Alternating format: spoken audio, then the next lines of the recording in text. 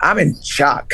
Um, Congressman Turner was my congressperson, but we also worked together when he was in the legislature and I was on city council and when I was on the school board. And I heard what Jonathan said before, and I want to ditto what he said. I can remember when I was on the school board, and people talk about the TEA takeover. Well, prior to the TEA takeover, TEA was trying to take over HISD, and I reached out to a lot of elected officials to help advocate for TEA not taking over, and a lot of elected officials didn't show up at the school board meeting, but then Representative Turner showed up at the school board meeting and had something to say about it.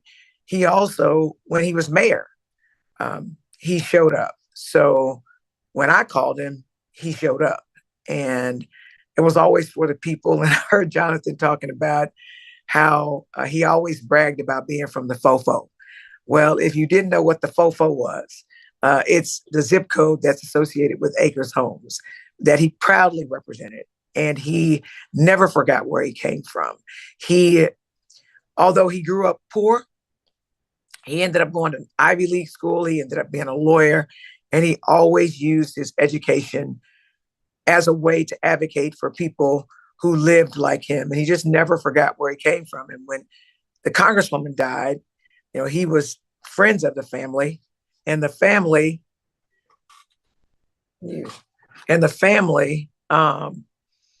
they wanted him to succeed her. And so, like I say, I'm in shock. I definitely know that my congressional district, Congressional District 18, has a void now. And our constituents, they need an advocate. So whoever fills his shoes, whoever fills Congresswoman Jackson Lee's shoes, have big shoes to fill. So I want to offer my condolences to his family, to Ashley, his daughter.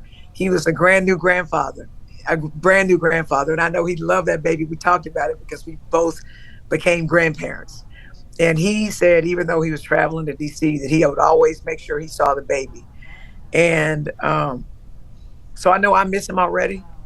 I know that the Houston community will miss him. I know that they will miss him in DC. I know his family will miss him. And I hate, as a new grandparent myself, that his grandson won't get to know him. But I know that when he became a grandfather, that he was very, very, very thankful for that. And so I just offer my condolences and I offer my prayers to his family. But here's what I know for certain. As a person who's experienced death at a very young age, my father died when I was young. And so the one thing I know is that we all will die one day. And the question is, when we're here, will people remember what you did? And there's not a doubt in my mind that he will not be forgotten, that he will be remembered. And there are so many people who have a better life because he was here. So elegant, so poignant. Jolanda Jones, thank you so much for your kind words. And I love that you touched on the theme that anything is possible no matter where you came from. He came from Acres Homes, made it all the way to Harvard University, and he served his city proud. We thank you for your time, and sorry for the loss of your friend. Yes, condolences to you, Yes. Jolanda Jones. Crying. A lot of people are crying today. All right, thank you so much for joining us. Yes,